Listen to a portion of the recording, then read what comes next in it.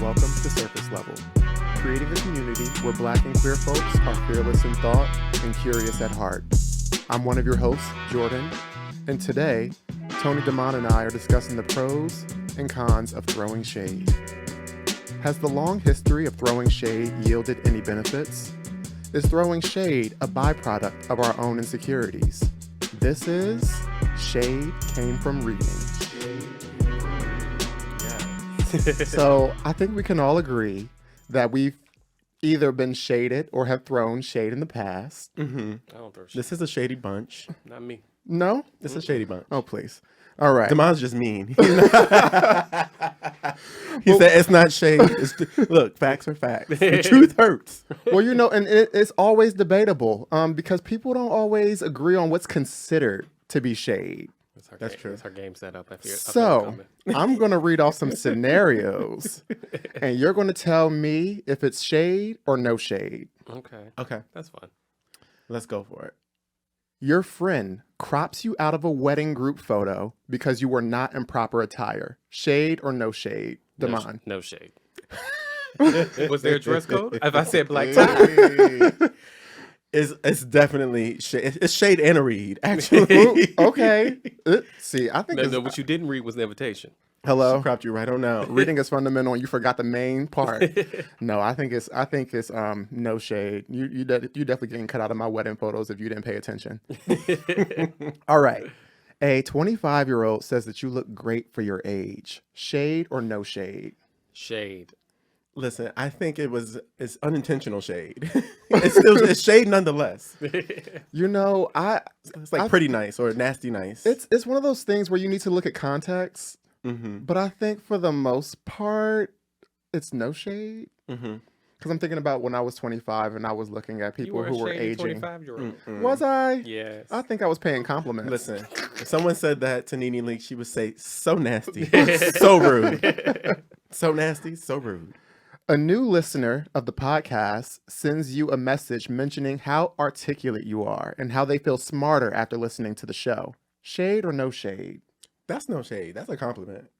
I don't like being told I'm articulate. Oh, well, the articulate part is like, okay, I didn't like the word choice, but like, you feel smarter after listening to me? You're welcome. Okay. I'll go with what Tony said. Blessings. Yes. All right. You've gained a few pounds and your mom hasn't seen you in 6 months and asks what you've been eating. Shade or no shade? The Black Mamas United. That is shade. What you been eating? Shade. Yeah. That It's like, what? That is And shade. then you grab your... They don't know it's shade, I don't think, though. No, because everybody's mama does it. Right, because it's just a part of the culture. Right. All right, and the last one. You've recently broke up with your boyfriend, and you see a close friend posting on social media partying with your ex. Shade or no shade? Ooh. No shade. That is shade, bitch. That is shade. I'm with you, Tony. We about That to turn the is whole here y'all go with that ownership again. Listen, we just broke up and you hanging out with my ex, like, What if they girl, friends? girl. Gallivanting on social media. Gallivanting. Okay, and it's right. Oh. If you're gonna do it, now you putting it on display and you know we just broke up, that just doesn't Grow sit well the with me. Fuck up. That Y'all doesn't don't sit own well those with me. people. It I don't own turns you, my but stomach. right, I disown you. All right. So we're going to get into our discussion today. So we're going to start with a little bit of backstory. So the Dozens in African American culture is a game of verbal combat typically played by young men. The participants match wits by exchanging humorous insults, usually before an audience.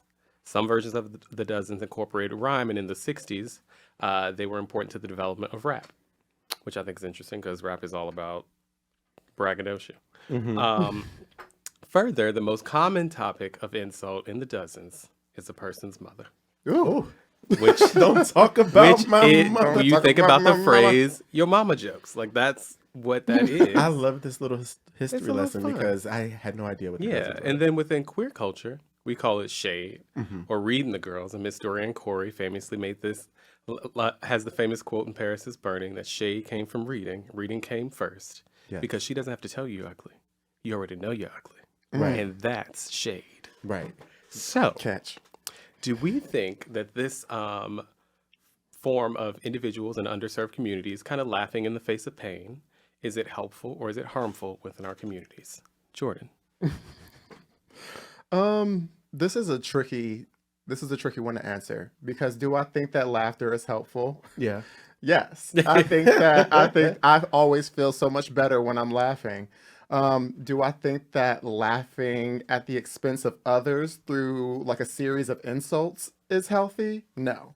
I think that that's like, no, that's not okay. But then also, on the other hand, like She's I talking think out of all sides of her mouth. well, it's kind of But then if you think about it this way. no, but Listen, seriously, There's like a lot of ways to I just Skin a feel cat. a lot of ways to skin a cat. Is that what you said? Isn't that the thing? That like I guess. Sure, we're gonna run with it. I also feel like it builds character. You know what I mean? In a very toxic way. Like you grow up and you hopefully have a thick skin, so you're not the person that's crying in the office when someone gives you feedback. But like overall, I think that like insulting people like without it being a mutual thing is toxic. If you're just both engaging and being like, let's do this. I've been Yeah. preparing. Fun. Okay, go for But it. that's what it is. It's not just you come in and rip your ass up and walk out. Right. I'm walking in the hall and it's like, hey Jordan, fuck you. That's dramatic. Right. Right. Quite. So for me, I feel like when you talk about the dozens and you talk about throwing shade, like a little jokey joke builds character. You know, you gotta get some tough skin to be out in this world, Right. Especially in the queer community. Like you're gonna get a lot of that. So I think it's a little bit of helpful to build character, but then when it becomes something else or nasty, if it's like that's when it's just like, all right, we're doing the most. But talking about using laughter to, I guess, get through pain or whatever. I was just talking about this to you guys the other day that I feel like Black people, like we will laugh at anything, the most inappropriate shit. Yes. We find laughter and stuff. And so I think like some of the biggest comedians out there, they often talk about using their trauma or their pain to, actually tell jokes. And now it's making the money. So it's a coping mechanism, you know, in a way. I think so too. I think when you live in this world where so much stuff fucking sucks and is attacking who you are as a person, your sexuality, all these things, it's just like you get around your good Judys or Black people generally. It's just like sometimes we gotta laugh even at the worst shit. Right. Like What they said, you gotta laugh to keep them crying. Hello? Yeah. Listen, I think that self-deprecation is completely fine, but like we ain't talking about that. We're talking about going in on other people. Going in on each other. Going in We on see each other. Oh, okay. What? What's wrong with that? I think it's a slippery slope. You have to really be mindful of who you're joking with because it do happen.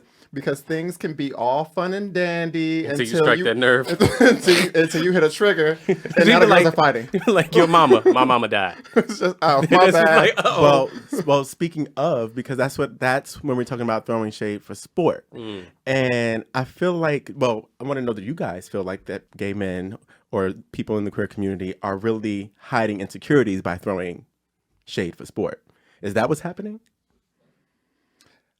I think if they're throwing shade at perfect strangers, that is a huge red flag for insecurities. Like I'm repulsed by like people in the community who just feel like they have to say something really negative or really mean to someone who they don't even know. Right. And I just find that like completely immature. Like we're not in elementary school anymore. Grow up. But if you all want to throw shade at me for wearing like a dressy top and sweatpants to the studio one day, like, okay, like I might be a little bit annoyed in the moment, but okay, throw your little shade, Cynthia. And I think that that's fine. I think that we can laugh at ourselves, but I think that when you do it to people who you don't have that level of comfortability and familiarity with and rapport with, it just feels very, very insecure. Absolutely. Deeply insecure. Yeah, I think I don't have much to add. I think it's about the context in which you know someone. Is about intention. If your intention is to be an evil bitch, fuck you. If your intention is that you don't ever want to see Jordan wear sweatpants and a turtleneck sweater again, I think that's doing the Lord's work.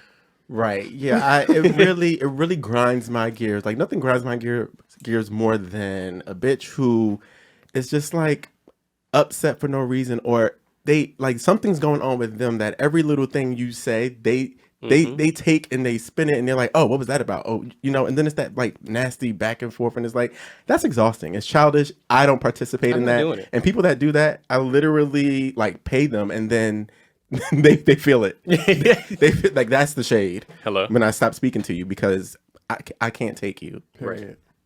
So And don't do it with the audience, because that'll don't. If you do it with an audience, sorry, but you're dead to me. Like we can never come back, because now you're trying to embarrass me on top of being disrespectful. Right. And now it's a double whammy. So, but what about a time that we've gotten read for filth? Speaking of shade, when's the time that somebody read you into a box? Damon, do you have a story? When I was thinking about this question, I couldn't think of anything very specific to me, but it's kind of something specific to us. I think about the focus group we did for the podcast. Oh, So yes. for anyone who wasn't there, obviously there were only like 10 people there. We did a focus group before we released the podcast with like some of our close friends and such to kind of listen to a little demo episode we put together. Mm-hmm. Child. You let a thing around a group of black folks that you've done and it's not good, they will tell you. The girls were like, Are you trying to be so sanitized? It's a little boring. There was music in between, and we thought it was over, but then it wasn't. Right. And we wanted it to be. They ran out of space on the worksheet that we Right. gave them with like, this is not it. Go Right. back to the drawing board. This The only thing podcast that's sucks. positive, they were like, "Oh, there was a game at the end. Make that be at the beginning." Yeah. Thus, here we are. Right. Listen, it was constructive criticism it was layered and wrapped in a riddle of shade. But it was like, that's the type of shade that I actually will accept and be like, okay, you're trying Right. to you're not trying to tear me down to build me up. Right. Not just tear me down. Right. You're not just trying to tear me down me and then back kick up. me while I'm down. Hello. Jordan, what about you? You have a story? You have a fun story? Never. Anybody read you into a box? No one's ever read me into a box. No one has ever been so silly to go so far with Ooh. me. Because she is, honey. You don't want to go against Miss Jordan because she turns that corporate read on, and then it's back and forth, bitch. And it's serious. Now it's a serious matter. I don't play with people. I don't play with people's kids. And so, yeah, no. I mean, and I also like when I've obviously been like shaded by like friends and things like that, and we can like go back and forth. But in terms of like someone just like getting me together, I don't think that like happens too often. Yeah. She ain't sat in on the conversations with me and Tony be talking to her. Well, it's like, do you feel red? Because I feel red for you. I don't feel red. Yeah, that's part of it. And that's the problem. No, I think. Listen, I had a hard time with this question too, because I'm not the type that is going around causing a lot of trouble for somebody to have to read me, Right. And I think a lot of times people do misinterpret. Like I've had it be said to me that like, oh, he's shady, and I'm like, no, I'm not. I'm actually not shady. But how people receive things is a whole nother interpretation. So I'm like, what is in my delivery that people are picking up that is not my intention? And so how am I speaking? And and I was like, actually, I'm just being me. And these girls just can't take. Well, I feel like people who are more prone to being shady feel like other people are being shady more than they are. Like it's a Yes, projection. And I think it's so. just like, no, you read into that response that I just gave you because this is how you would deliver it to someone because Right. you're shady. Right. I'm like, I don't need to do that with people who I don't know.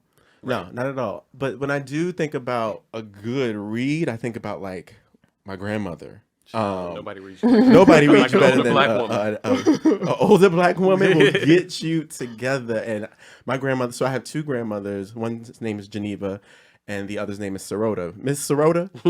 Like, anybody with the name Sirota? First of all, I was like, they were naming black women in like 1940. Get into those names. Get into those. They were naming black women. My grandma's name is Stellarine and Cleophas. Wow. Hello. Wait a minute. What's the last part you just said? Stellarine and Cleophas were my two grandmothers. Cleophas. Yeah. Cleophas. First time for everything. Hello.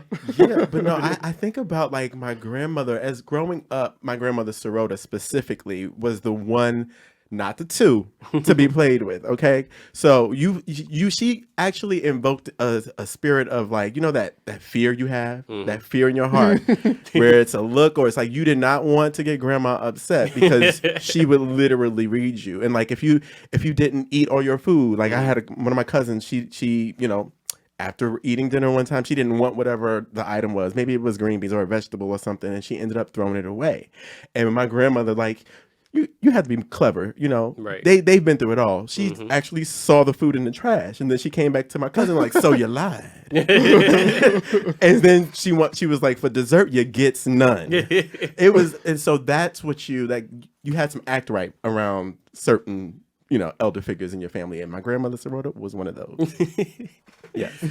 So I think a lot of what we've been talking about are kind of defense mechanisms and ways for people to deal with their circumstances in a way that's either positive or negative or just the way to get through. So barring shade or whatever it has been in your life as a queer black person, what are some of the things you've developed as defense mechanism in a world that kind of tells us we ain't shit a lot of times? Oh, Tony's giggling. She has a good one over there. Cackling and giggling. She looked at her nose and lit silence. up. He said, "This gonna bust them up." No, well, listen, hold on. Let me Ooh. let me get you together real quick. I don't give a fuck what a bitch got to say about me. That's the note. That's how I get, like, that's my defense mechanism. I don't know when this happened for me, but I stopped caring about what anyone's opinion of me is a while ago. Yeah. And I realized once I was able to, that was my defense mechanism. Like, once I was able to do that, I felt a lot more free. I felt like I could just do whatever it is that I was, you know, doing and feel free of judgment, because if it ain't God, you know, no, but if it's like not family or someone's opinion who I actually like care about and value, then nothing else really matters. So simply giving less fucks is the best defense mechanism, in my opinion. And actually getting to really clear about who I am. And once you are clear about who you are, can't nobody tell you nothing about yourself. You know, they can't tell you otherwise. And so that's, if anyone wants to figure out how to deal with, you know, public opinion, remember who you are. Remember. Simba. Jordan.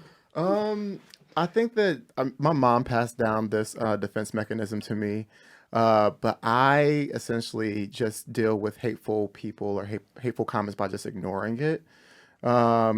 Ignoring it not meaning like it doesn't affect me, but ignoring it meaning I'm intentionally starving that person of my reaction. And I realize that when you have people around you who are like antagonizing you or trying to get a reaction out of you or trying to bring you down, what they want most is to see you sort of like get out of character and be really affected by the words. And I literally will treat someone like they are invisible moving forward. You know, like it's like dust. Because they want to make you squirm, and they, like you're saying, that reaction, like getting that rise out of you. And you're saying is, I take that power from you, and you don't give it to them, and that eats the girls up. You want to get somebody upset? Don't give them a reaction. Don't give them what they want. You can be saying the most like I have a lot of self-control. Like someone could be like next to me saying the most disrespectful things to me, and I will just look in the opposite direction and just act like they're not even talking. And I realize that a lot of people don't have that self-control. Some people might turn over and just like knock them in the face. Oh, me. But I'm not like that. I'm like that. I starve people out, and I think that, you know, if things do escalate past just words, you know, I'll alert the authorities, and then I have those people deal with those people. But like I don't try to even like be in the same mental space with people who have that type of energy. Yeah, I mean, I think that's a strong tactic if you're a person that is capable of pulling that off, because it does take a lot of self-control to not gather a bitch. Yeah. Like that's tough. That's not for everyone. Yeah, you got about 15 seconds with me. Right. And then what? It was lights Ding out. ding ding. Hello? Boxing match. It's the exact opposite of what he just described. It's a boxing match. I think similar to what Tony was saying, for me, it's been about knowing who I am, loving on that, and then recognizing that anyone that's coming at me about anything, my blackness, my feminist, my queerness, whatever it may be, that is a reflection of shit they haven't worked through.